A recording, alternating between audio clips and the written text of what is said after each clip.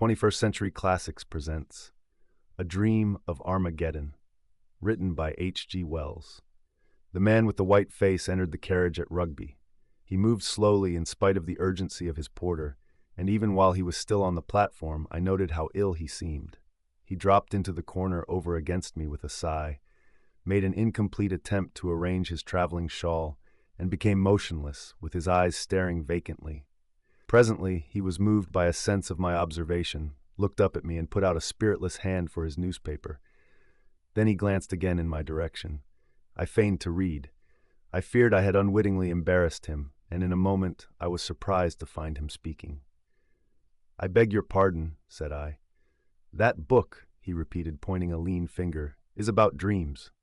"Obviously," I answered, for it was Fortnum Roscoe's Dream States, and the title was on the cover. He hung silent for a space, as if he sought words. "Yes," he said at last, "but they tell you nothing." I did not catch his meaning for a second.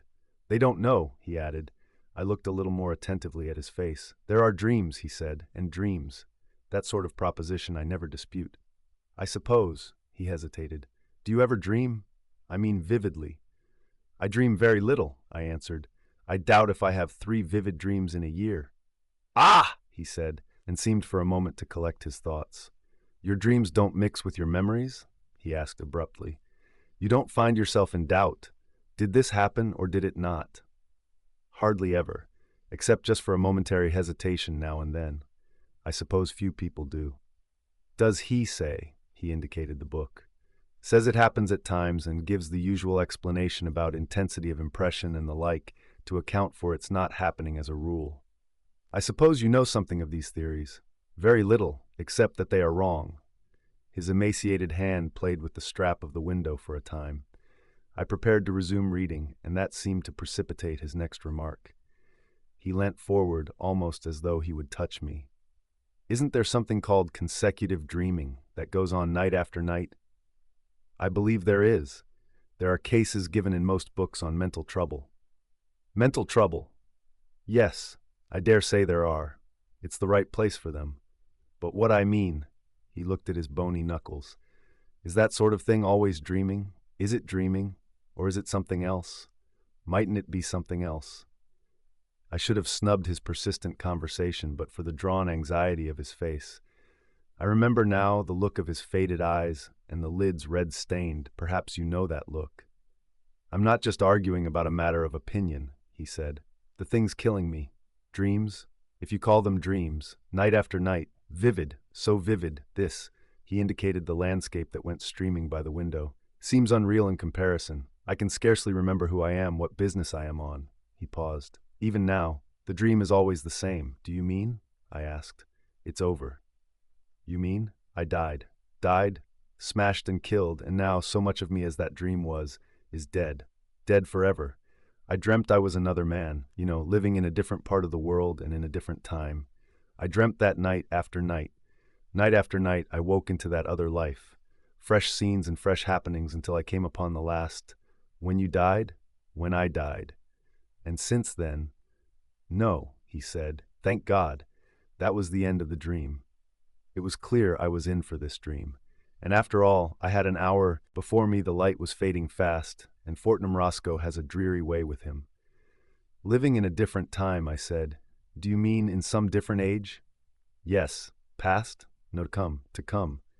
The year 3000, for example?" "I don't know what year it was.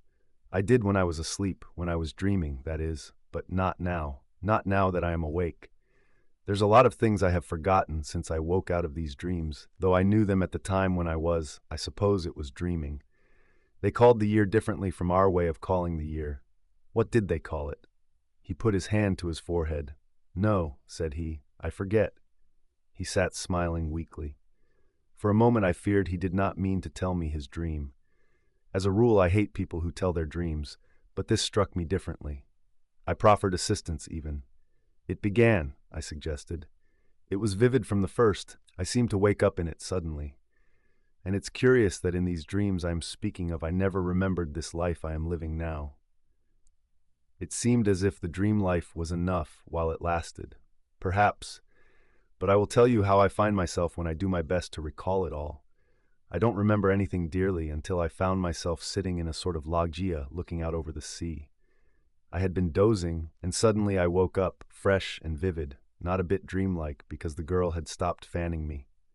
The girl? Yes, the girl. You must not interrupt, or you will put me out. He stopped abruptly. You won't think I'm mad, he said. No, I answered. You've been dreaming. Tell me your dream. I woke up, I say, because the girl had stopped fanning me. I was not surprised to find myself there or anything of that sort, you understand. I did not feel I had fallen into it suddenly. I simply took it up at that point. Whatever memory I had of this life, this 19th century life, faded as I woke, vanished like a dream. I knew all about myself, knew that my name was no longer Cooper but Hedon, and all about my position in the world. I've forgotten a lot since I woke. There's a want of connection. But it was all quite clear and matter-of-fact then. He hesitated again, gripping the window strap, putting his face forward and looking up at me appealingly. This seems bosh to you? No, no, I cried. Go on. Tell me what this loggia was like. It was not really a loggia. I don't know what to call it. It faced south. It was small. It was all in shadow except the semicircle above the balcony that showed the sky and sea in the corner where the girl stood. I was on a couch. It was a metal couch with light-striped cushions, and the girl was leaning over the balcony with her back to me. The light of the sunrise fell on her ear and cheek. Her pretty white neck and the little curls that nestled there and her white shoulder were in the sun, and all the grace of her body was in the cool blue shadow. She was dressed. How can I describe it? It was easy and flowing. And altogether there she stood, so that it came to me how beautiful and desirable she was, as though I had never seen her before. And when at last I sighed and raised myself upon my arm, she turned her face to me. He stopped. I have lived 53 years in this world. I have had mother, sisters, friends, wife, and daughters. All their faces, the play of their faces, I know. But the face of this girl, it is much more real to me. I can bring it back into memory so that I see it again. I could draw it or paint it. And after all, he stopped, but I said nothing. The face of a dream, the face of a dream. She was beautiful. Not that beauty which is terrible, cold, and worshipful like the beauty of a saint, nor that beauty that stirs fierce passions, but a sort of radiation, sweet lips that softened into smiles and grave gray eyes. And she moved gracefully. She seemed to have part with all pleasant and gracious things. He stopped, and his face was downcast and hidden. Then he looked up at me and went on, making no further attempt to disguise his absolute belief in the reality of his story. You see, I had thrown up my plans and ambitions, thrown up all I had ever worked for or desired for her sake. I had been a master man away there in the north, with influence and property and a great reputation, but none of it had seemed worth having beside her. I had come to the place, this city of sunny pleasures, with her, and left all those things to wreck and ruin just to save a remnant at least of my life. While I had been in love with her before I knew that she had any care for me, before I had imagined that she would dare, that we should dare, all my life had seemed vain and hollow, dust and ashes. It was dust and ashes. Night after night, and through the long days I had longed and desired, my soul had beaten against the thing forbidden. But it is impossible for one man to tell another just these things. It's emotion, it's a tint, a light that comes and goes. Only while it's there, everything changes, everything. The thing is, I came away and left them in their crisis to do what they could. Left whom? I asked, puzzled. The people up in the north there. You see, in this dream anyhow, I had been a big man, the sort of man men come to trust in, to group themselves about. Millions of men who had never seen me were ready to do things and risk things because of their confidence in me. I had been playing that game for years, that big, laborious game, that vague, monstrous political game, amidst intrigues and betrayals, speech and agitation. It was a vast, weltering world, and at last I had a sort of leadership against the gang. You know, it was called the gang. A sort of compromise of scoundrelly projects and base ambitions and vast public emotional stupidities and catchwords. The gang that kept the world noisy and blind year by year, and all the while that it was drifting towards infinite disaster. But I can't expect you to understand the shades and complications of the year something or other ahead. I had it all down to the smallest details, in my dream. I suppose I had been dreaming of it before I awoke, and the fading outline of some queer new development I had imagined still hung about me as I rubbed my eyes. It was some grubby affair that made me thank God for the sunlight. I sat up on the couch and remained looking at the woman and rejoicing that I had come away out of all that tumult and folly and violence before it was too late. After all, I thought, this is life, love and beauty, desire and delight. Are they not worth all those dismal struggles for vague, gigantic ends? And I blamed myself for having ever sought to be a leader when I might have given my days to love. But then, thought I, if I had not spent my early days sternly and austerely, I might have wasted myself upon vain and worthless women, and at the thought all my being went out in love and tenderness to my dear mistress, my dear lady, who had come at last and compelled me by her invincible charm for me, to lay that life aside. "You are worth it," I said, speaking without intending her to hear. "You are worth it, my dearest one, worth pride and praise in all things. Love. To have you is worth them all together." And at the murmur of my voice she turned about. "Come and see," she cried. I can hear her now. "Come and see the sunrise upon Monte Solaro." I remember how I sprang to my feet and joined her at the balcony. She put a white hand upon my shoulder and pointed towards great masses of limestone, flushing, as it were, into life. I looked, but first I noted the sunlight on her face caressing the lines of her cheeks and neck. How can I describe to you the scene we had before us? We were at Capri. "I have been there," I said. "I have clambered up Monte Solaro and drunk Vero Capri, muddy stuff like cider, at the summit." "Ah," said the man with the white face. "Then perhaps you can tell me, you will know if this was indeed Capri. For in this life I have never been there. Let me describe it. We were in a little room, one of a vast multitude of little rooms, very cool and sunny, hollowed out of the limestone of a sort of cape, very high above the sea.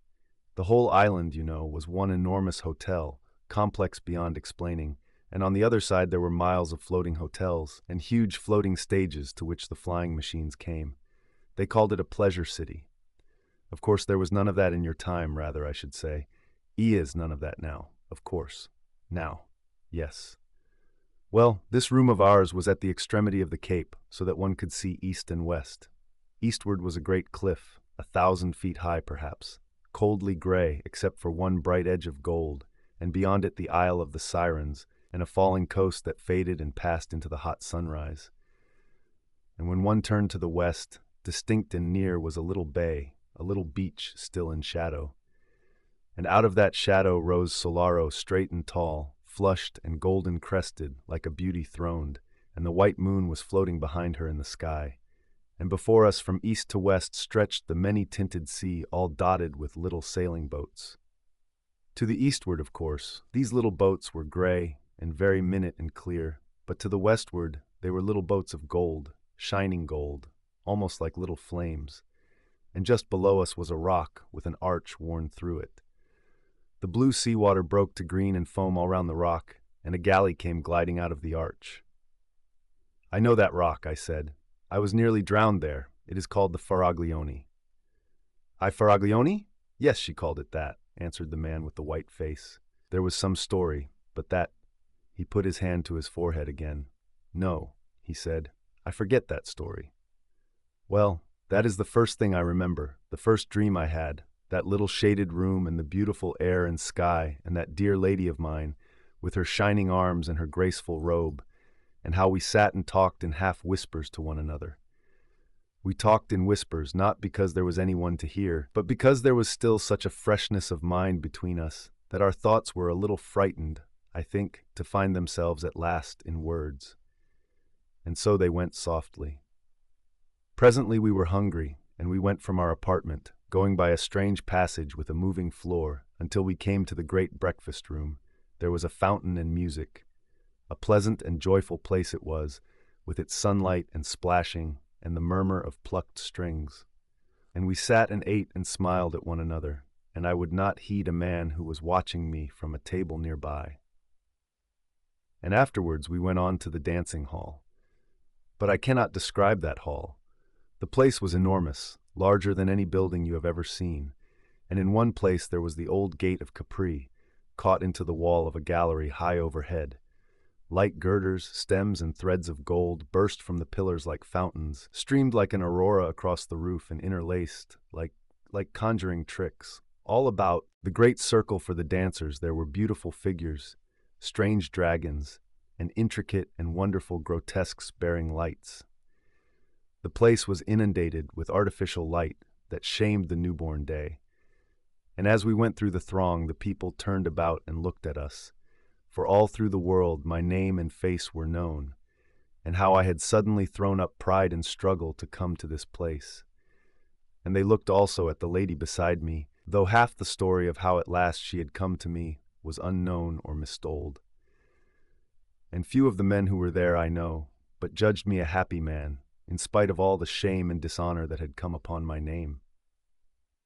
The air was full of music, full of harmonious scents, full of the rhythm of beautiful motions.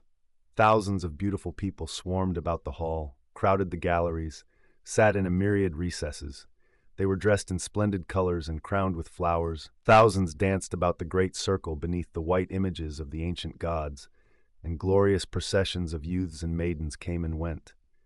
We too danced, not the dreary monotonies of your days, of this time I mean, but dances that were beautiful, intoxicating. And even now I can see my lady dancing joyously. She danced, with a serious face. She danced with a serious dignity, and yet she was smiling at me and caressing me, smiling and caressing with her eyes.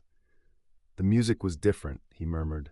It went, I cannot describe it, but it was infinitely richer and more varied than any music that has ever come to me awake. And then, it was when we had done dancing, a man came to speak to me. He was a lean, resolute man, very soberly clad for that place, and already I had marked his face watching me in the breakfasting hall, and afterwards as we went along the passage I had avoided his eye. But now, as we sat in a little alcove, smiling at the pleasure of all the people who went to and fro across the shining floor, he came and touched me, and spoke to me so that I was forced to listen, and he asked that he might speak to me for a little time apart. "No," I said. "I have no secrets from this lady. What do you want to tell me?"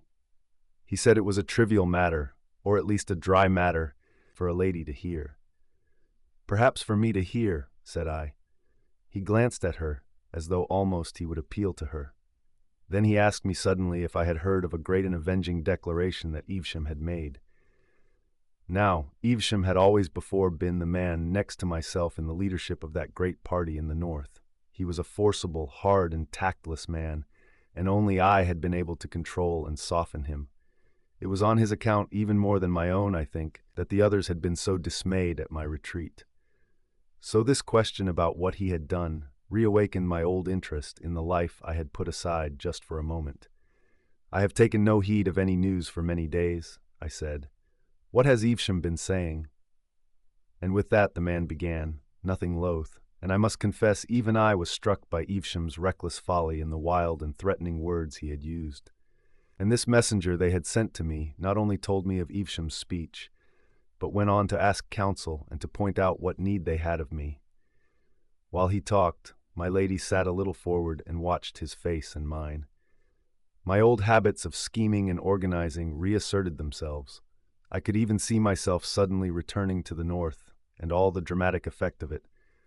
All that this man said witnessed to the disorder of the party indeed, but not to its damage. I should go back stronger than I had come. And then I thought of my lady. You see, how can I tell you? There were certain peculiarities of our relationship.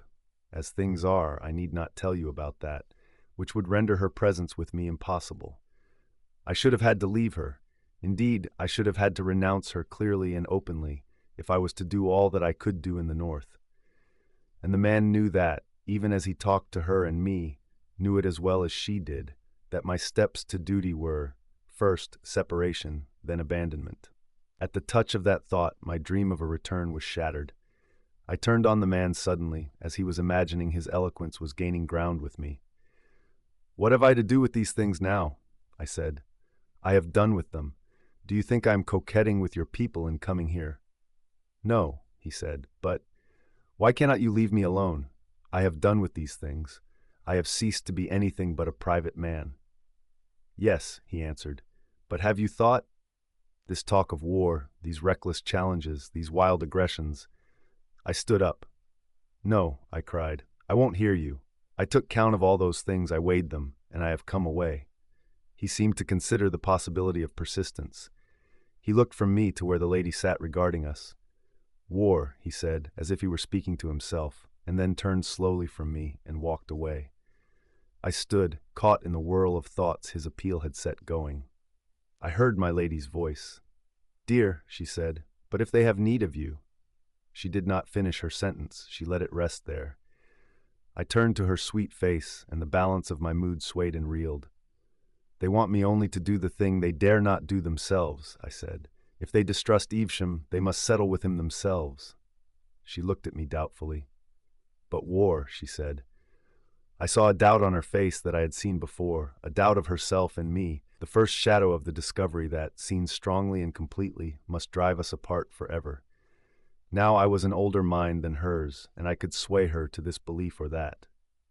My dear one, I said, you must not trouble over these things. There will be no war. Certainly there will be no war. The age of wars is past. Trust me to know the justice of this case.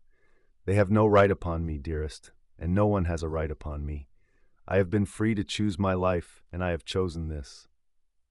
But war, she said. I sat down beside her. I put an arm behind her and took her hand in mine.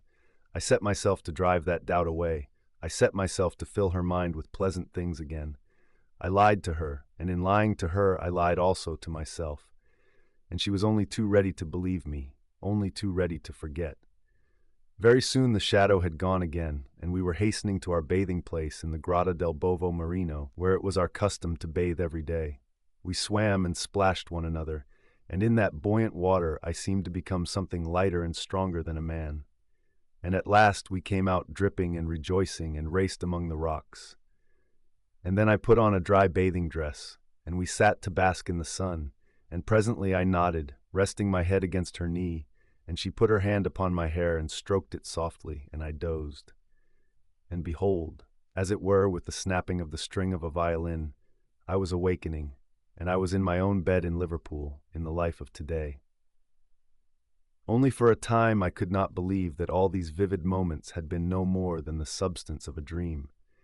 In truth, I could not believe it a dream for all the sobering reality of things about me. I bathed and dressed as it were by habit, and as I shaved I argued why of all men should leave the woman I loved to go back to fantastic politics in the hard and strenuous north. Even if Evesham did force the world back to war, what was that to me? I was a man, with the heart of a man, and why should I feel the responsibility of a deity for the way the world might go? You know that is not quite the way I think about affairs, about my real affairs. I am a solicitor, you know, with a point of view. The vision was so real, you must understand, so utterly unlike a dream that I kept perpetually recalling little irrelevant details. Even the ornament of a book cover that lay on my wife's sewing machine in the breakfast room recalled with the utmost vividness the gilt line that ran about the seat in the alcove where I had talked with the messenger from my deserted party. Have you ever heard of a dream that had a quality like that? Like? So that afterwards you remembered little details you had forgotten. I thought. I had never noticed the point before, but he was right.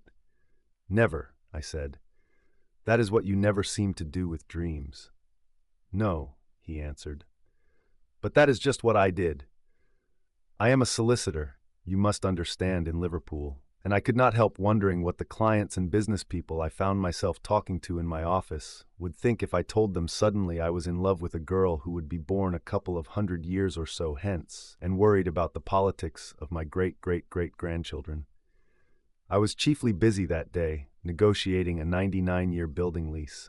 It was a private builder in a hurry, and we wanted to tie him in every possible way. I had an interview with him, and he showed a certain want of temper that sent me to bed still irritated. That night I had no dream, nor did I dream the next night, at least to remember. Something of that intense reality of conviction vanished. I began to feel sure it was a dream, and then it came again. When the dream came again, Nearly 4 days later, it was very different. I think it's certain that 4 days had also elapsed in the dream. Many things had happened in the north, and the shadow of them was back again between us, and this time it was not so easily dispelled. I began, I know, with moody musings. Why, in spite of all, should I go back? Go back for all the rest of my days to toil and stress, insults and perpetual dissatisfaction, simply to save hundreds of millions of common people whom I did not love, whom too often I could do no other than despise, from the stress and anguish of war and infinite misrule. And after all, I might fail. They all sought their own narrow ends, and why should not I? Why should not I also live as a man? And out of such thoughts her voice summoned me, and I lifted my eyes. I found myself awake and walking. We had come out above the pleasure city. We were near the summit of Monte Solaro and looking towards the bay. It was the late afternoon and very clear. Far away to the left, Ischia hung in a golden haze between sea and sky, and Naples was coldly white against the hills, and before us was Vesuvius, with a tall and slender streamer feathering at last towards the south, and the ruins of Torre della Annunziata and Castellamare glittering and near. I interrupted suddenly. "You have been to Capri, of course?" "Only in this dream," he said. "Only in this dream."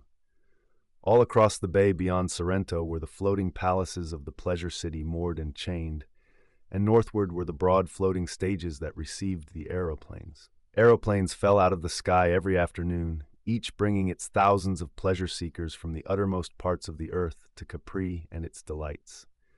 All these things, I say, stretched below. But we noticed them only incidentally because of an unusual sight that evening had to show. 5 war aeroplanes that had long slumbered useless in the distant arsenals of the Rhinemouth were maneuvering now in the eastward sky. Evesham had astonished the world by producing them and others, and sending them to circle here and there. It was the threat material in the great game of bluff he was playing, and it had taken even me by surprise. He was one of those incredibly stupid, energetic people who seem sent by heaven to create disasters. His energy to the first glance seemed so wonderfully like capacity, but he had no imagination, no invention, only a stupid, vast, driving force of will and a mad faith in his stupid, idiot luck to pull him through. I remember how we stood out upon the headland watching the squadron circling far away, and how I weighed the full meaning of the sight, seeing clearly the way things must go. And then, even it was not too late. I might have gone back, I think, and saved the world. The people of the North would follow me, I knew, granted only that in one thing I respected their moral standards. The East and South would trust me as they would trust no other northern man. And I knew I had only to put it to her and she would have let me go. Not because she did not love me. Only I did not want to go. My will was all the other way about. I had so newly thrown off the incubus of responsibility. I was still so fresh a renegade from duty that the daylight clearness of what I ought to do had no power at all to touch my will. My will was to live, to gather pleasures and make my dear lady happy. But though this sense of vast neglected duties had no power to draw me, it could make me silent and preoccupied. It robbed the days I had spent of half their brightness and roused me into dark meditations in the silence of the night. And as I stood and watched Evesham's aeroplanes sweep to and fro, those birds of infinite ill omen, she stood beside me watching me, perceiving the trouble indeed, but not perceiving it clearly, her eyes questioning my face, her expression shaded with perplexity. Her face was gray because the sunset was fading out of the sky. It was no fault of hers that she held me. She had asked me to go from her, and again in the night time and with tears she had asked me to go. At last it was the sense of her that roused me from my mood. I turned upon her suddenly and challenged her to race down the mountain slopes. "No," she said, as if I jarred with her gravity, but I was resolved to end that gravity, and made her run. No one can be very gray and sad who is out of breath, and when she stumbled, I ran with my hand beneath her arm. We ran down past a couple of men who turned back staring in astonishment at my behavior. They must have recognized my face. And halfway down the slope came a tumult in the air, clang, clank, clang, clank, and we stopped. And presently over the hill crest, those war things came flying one behind the other. The man seemed hesitating on the verge of a description. What were they like? I asked. They had never fought, he said. They were just like our ironclads are nowadays. They had never fought. No one knew what they might do, with excited men inside them. Few even cared to speculate. They were great driving things, shaped like spearheads without a shaft, with a propeller in the place of the shaft. Steel? Not steel. Aluminium? No, nothing of that sort. An alloy that was very common as brass, for example. It was called, let me see. He squeezed his forehead with the fingers of one hand. I am forgetting everything, he said. And they carried guns? Little guns, firing high explosive shells. They fired the guns backwards, out of the base of the leaf, so to speak, and rammed with the beak. That was the theory, but they had never been fought. No one could tell exactly what was going to happen. And meanwhile, I suppose it was very fine to go whirling through the air like a flight of young swallows, swift and easy. I guess the captains tried not to think too clearly what the real thing would be like.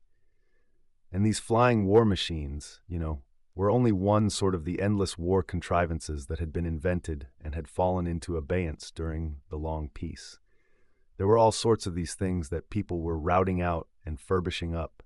Infernal things, silly things, things that had never been tried. Big engines, terrible explosives, great guns.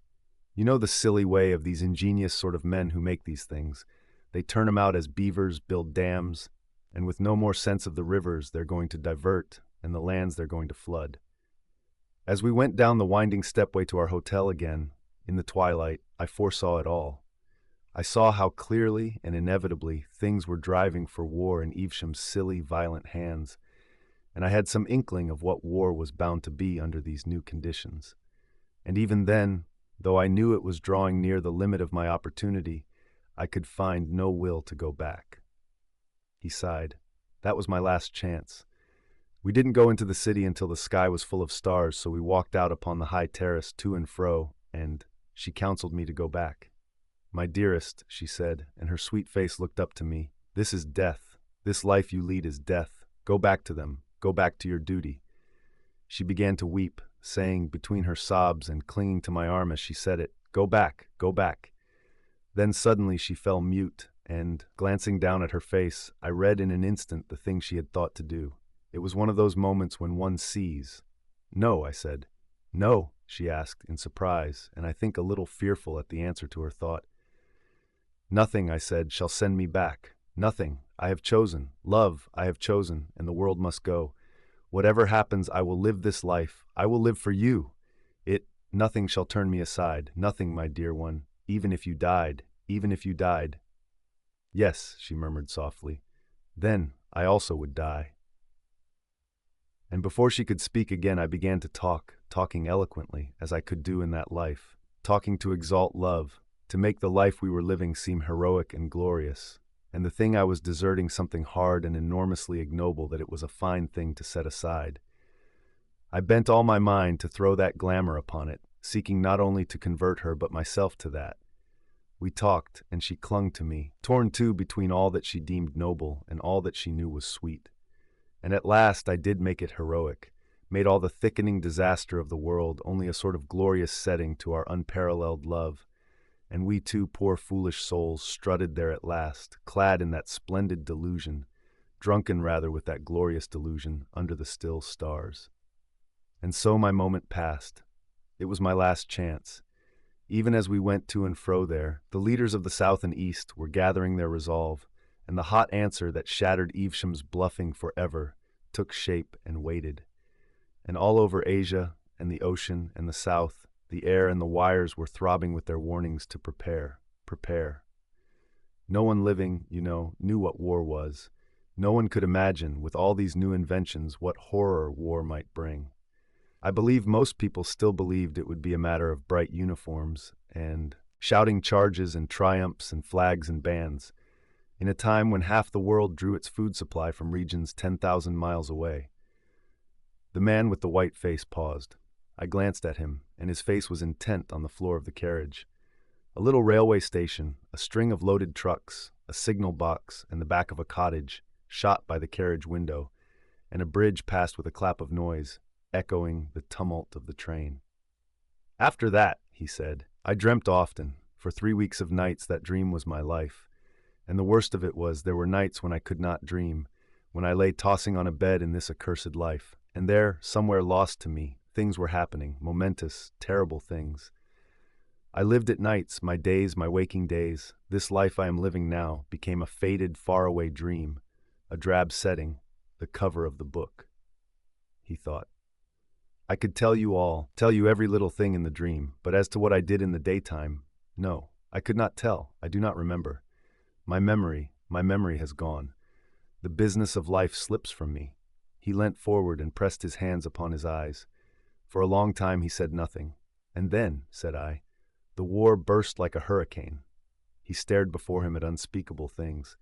And then, I urged again. One touch of unreality, he said, in the low tone of a man who speaks to himself, and they would have been nightmares. But they were not nightmares. They were not nightmares. No. He was silent for so long that it dawned upon me that there was a danger of losing the rest of the story. But he went on talking again in the same tone of questioning self-communion. What was there to do but flight? I had not thought the war would touch Capri. I had seemed to see Capri as being out of it all, as the contrast to it all.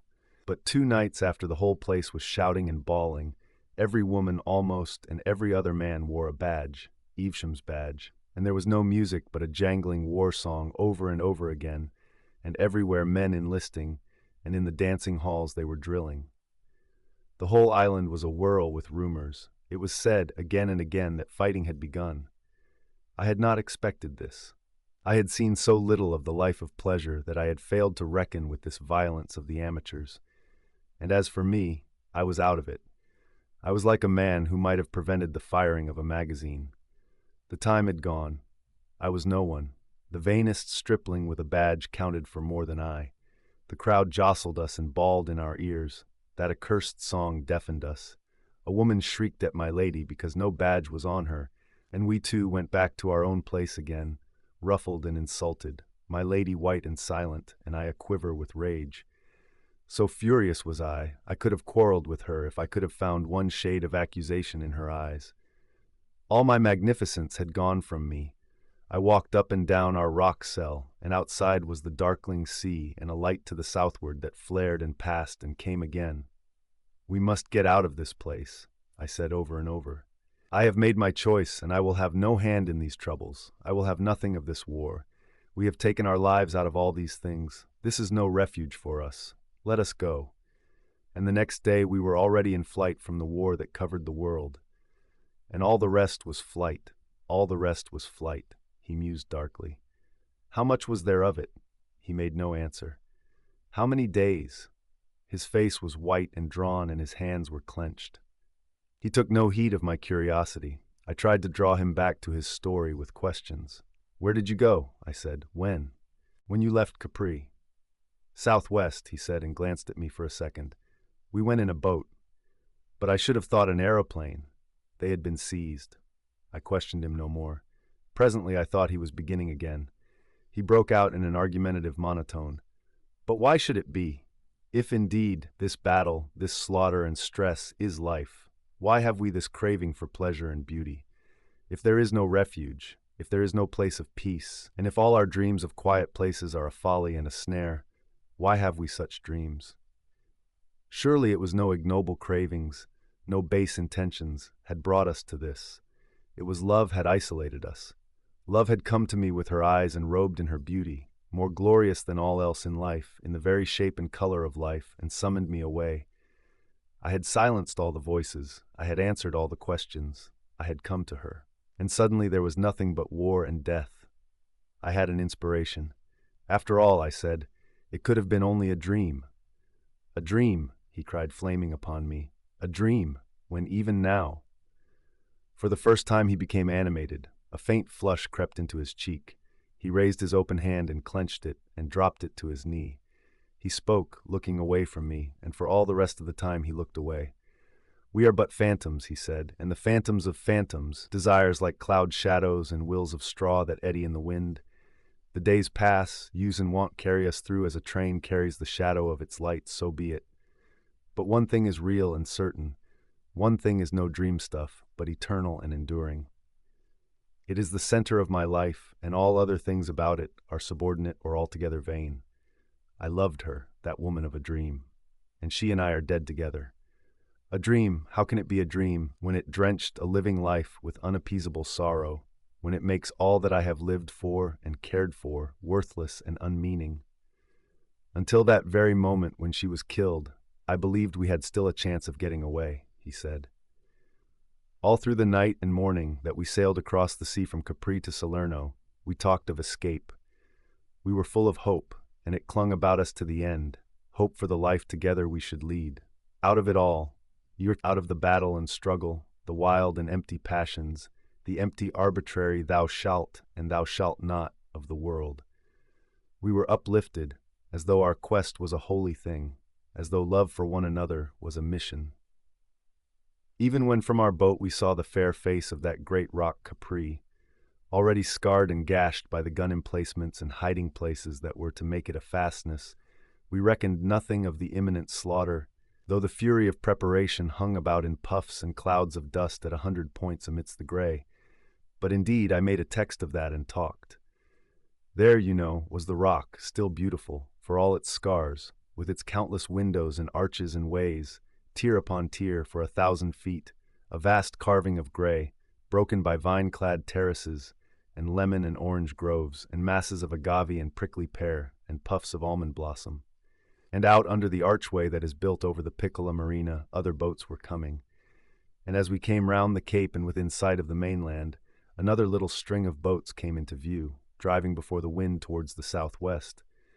In a little while a multitude had come out, the remoter just little specks of ultramarine in the shadow of the eastward cliff. "It is love and reason," I said, fleeing from all this madness of war. And though we presently saw a squadron of aeroplanes flying across the southern sky, we did not heed it.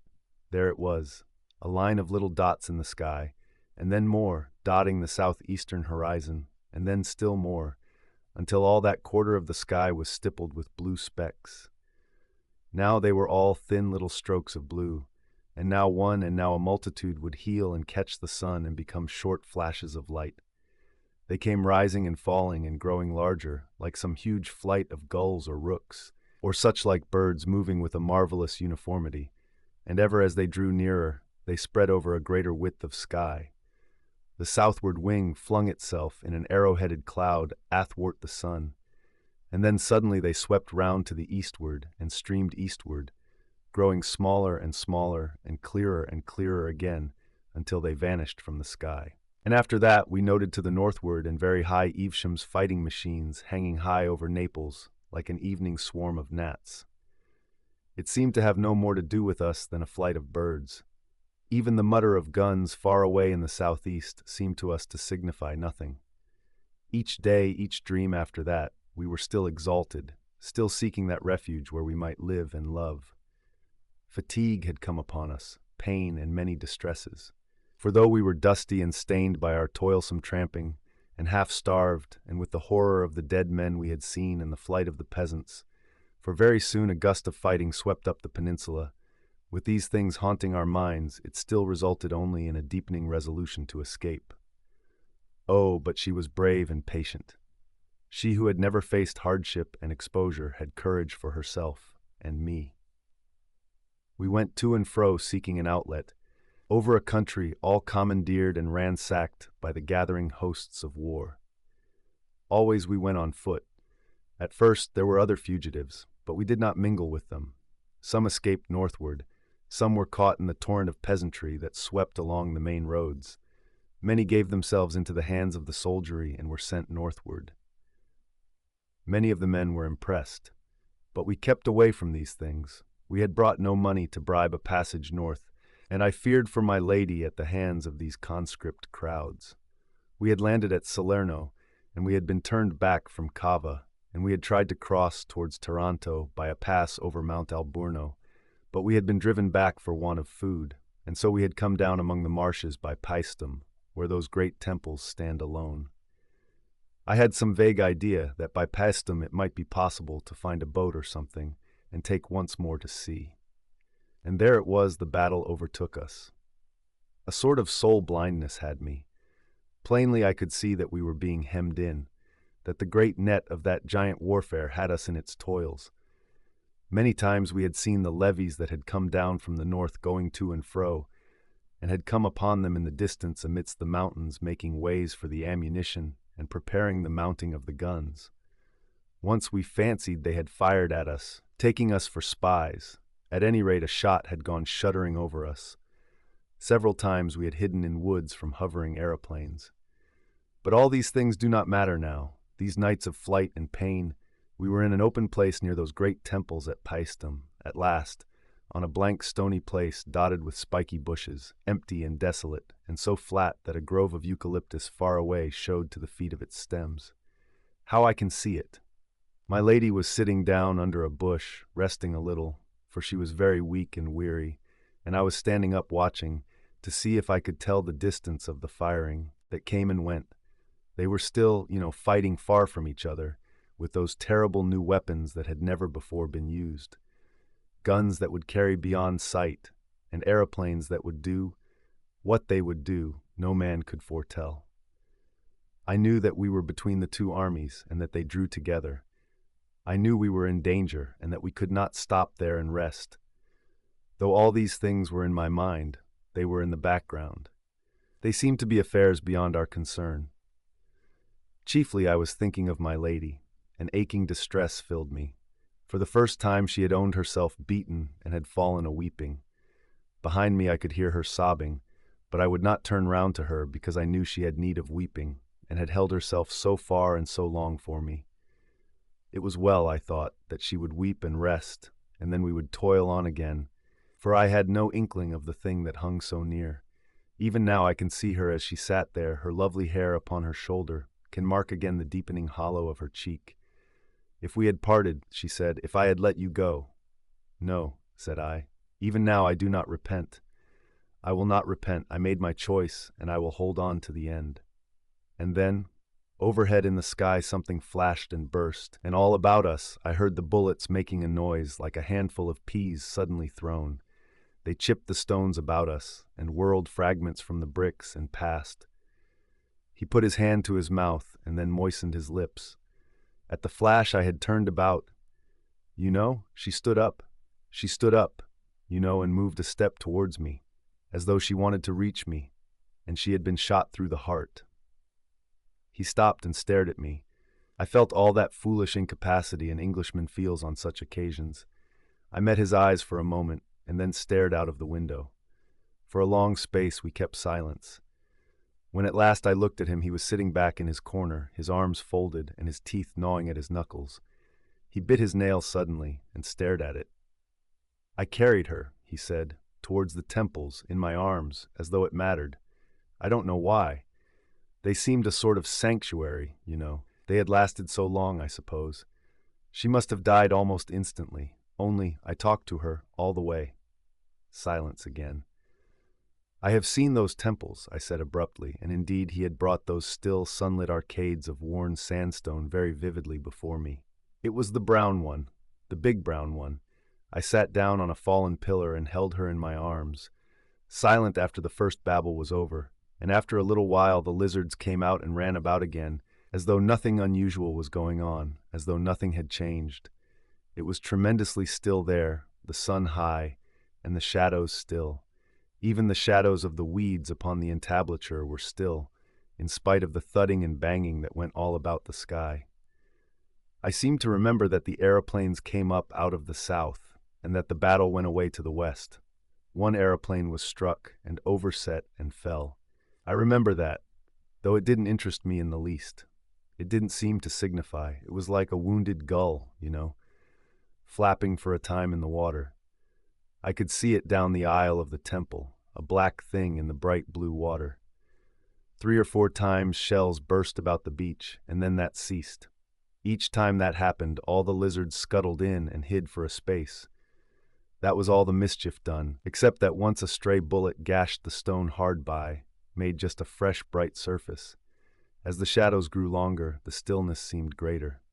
The curious thing, he remarked, with the manner of a man who makes a trivial conversation, is that I didn't think at all. I sat with her in my arms amidst the stones, in a sort of lethargy, stagnant. And I don't remember waking up. I don't remember dressing that day. I know I found myself in my office, with my letters all slit open in front of me, and how I was struck by the absurdity of being there, seeing that in reality I was sitting, stunned, in that Paestum temple with a dead woman in my arms. I read my letters like a machine. I have forgotten what they were about. He stopped, and there was a long silence. Suddenly I perceived that we were running down the incline from Chalk Farm to Euston. I started at this passing of time. I turned on him with a brutal question, with the tone of now or never. "And did you dream again?" "Yes," he seemed to force himself to finish. His voice was very low. "Once more, and as it were only for a few instants." I seemed to have suddenly awakened out of a great apathy, to have risen into a sitting position, and the body lay there on the stones beside me. A gaunt body, not her, you know. So soon, it was not her. I may have heard voices, I do not know. Only I knew clearly that men were coming into the solitude and that that was a last outrage. I stood up and walked through the temple, and then there came into sight, first one man with a yellow face, dressed in a uniform of dirty white, trimmed with blue, and then several, climbing to the crest of the old wall of the vanished city and crouching there. They were little bright figures in the sunlight, and there they hung, weapon in hand, peering cautiously before them. And further away I saw others, and then more, at another point in the wall. It was a long, lax line of men in open order. Presently the man I had first seen stood up and shouted a command, and his men came tumbling down the wall and into the high weeds towards the temple. He scrambled down with them and led them. He came facing towards me, and when he saw me he stopped. At first I had watched these men with a mere curiosity, but when I had seen they meant to come to the temple I was moved to forbid them. I shouted to the officer. "You must not come here," I cried. "I am here. I am here with my dead." He stared and then shouted a question back to me in some unknown tongue. I repeated what I had said. He shouted again, and I folded my arms and stood still. Presently he spoke to his men and came forward. He carried a drawn sword. I signed to him to keep away, but he continued to advance. I told him again very patiently and clearly, "You must not come here. These are old temples, and I am here with my dead." Presently he was so close I could see his face clearly. It was a narrow face, with dull gray eyes and a black mustache. He had a scar on his upper lip, and he was dirty and unshaven. He kept shouting unintelligible things, questions perhaps, at me. I know now that he was afraid of me, but at the time that did not occur to me. As I tried to explain to him, he interrupted me in imperious tones, bidding me, I suppose, stand aside. He made to go past me, and I caught hold of him. I saw his face change at my grip. "You fool," I cried. "Don't you know? She is dead." He started back. He looked at me with cruel eyes. I saw a sort of exultant resolve leap into them, delight. Then suddenly, with a scowl, he swept his sword back, so, and thrust. He stopped abruptly. I became aware of a change in the rhythm of the train. The brakes lifted their voices, and the carriage jarred and jerked. This present world insisted upon itself, became clamorous. I saw, through the steamy window, huge electric lights glaring down from tall masts upon a fog, saw rows of stationary empty carriages passing by, and then a signal box, hoisting its constellation of green and red into the murky London twilight, marched after them. I looked again at his drawn features. He ran me through the heart. It was with a sort of astonishment, no fear, no pain, but just amazement, that I felt it pierce me, felt the sword drive home into my body. It didn't hurt, you know. It didn't hurt at all. The yellow platform lights came into the field of view, passing first rapidly, then slowly, and at last stopping with a jerk. Dim shapes of men passed to and fro without. "Euston," cried a voice. "Do you mean—" There was no pain, no sting or smart, amazement and then darkness sweeping over everything. The hot, brutal face before me, the face of the man who had killed me, seemed to recede. It swept out of existence. "Euston!" clamored the voices outside. "Euston!" The carriage door opened, admitting a flood of sound, and a porter stood regarding us. The sounds of doors slamming, and the hoof clatter of cab horses, and behind these things the featureless remote roar of the London cobblestones came to my ears. A truckload of lighted lamps blazed along the platform. A darkness, a flood of darkness that opened and spread and blotted out all things. "Any luggage, sir?" said the porter. "And that was the end?" I asked. He seemed to hesitate. Then, almost inaudibly, he answered, "No." "You mean?" "I couldn't get to her. She was there on the other side of the temple. And then—" "Yes," I insisted. "Yes?" "Nightmares," he cried. "Nightmares indeed. My God, great birds that fought and tore." Thanks for watching. If you like this recording, please like the video and comment below what book you want to hear next. Also, be sure to subscribe so you don't miss out on any of our upcoming audiobooks.